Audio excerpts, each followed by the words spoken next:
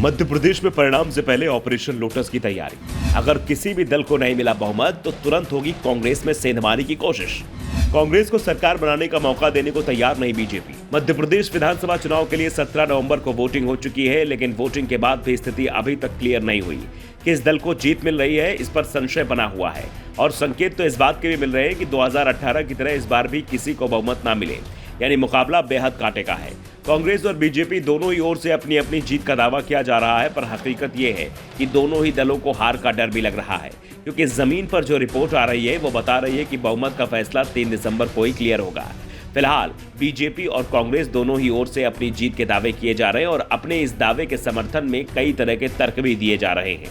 BJP के लिए इस बार मध्य प्रदेश की सत्ता को बचाना सबसे बड़ी चुनौती है, क्योंकि हार मिली तो शिवराज सिंह चौहान की नहीं बल्कि प्रधानमंत्री मोदी की हार भी मानी जाएगी, क्योंकि पार्टी की ओर से उन्हें ही चेहरा बनाया गया था। ऐसे में पार्टी ने कांटे की टक्कर होने की सूरत में या काउंटिंग के बाद मुकाबला बराबरी की हालत में छूटने पर आगे का प्लान तैयार कर लिया है और इस प्लान को पार्टी पहले भी लागू कर चुकी है। दरअसल बीजेपी की ओर से सरकार गठन में मुश्किल आने पर आदिवासी सीएम का दांव खेला जा सकता है। फग्गन सिंह कुलस्ते को इसी के चलते विधानसभा चुनाव भी लड़ाया गया है।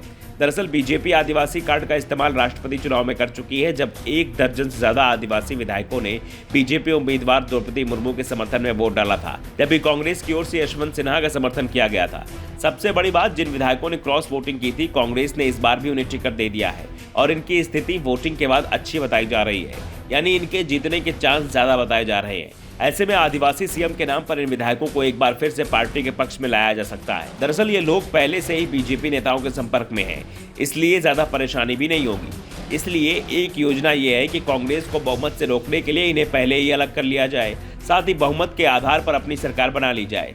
दरअसल बीजेपी ये मान के चल रही है कि एमपी कांग्रेस में अब सिंधिया जैसा दूसरा नेता उसे नहीं मिलेगा, इसलिए हर विधायकों के साथ अलग से डील करने की तैयारी कर ली गई है और उस पर अमल भी शुरू हो गया है।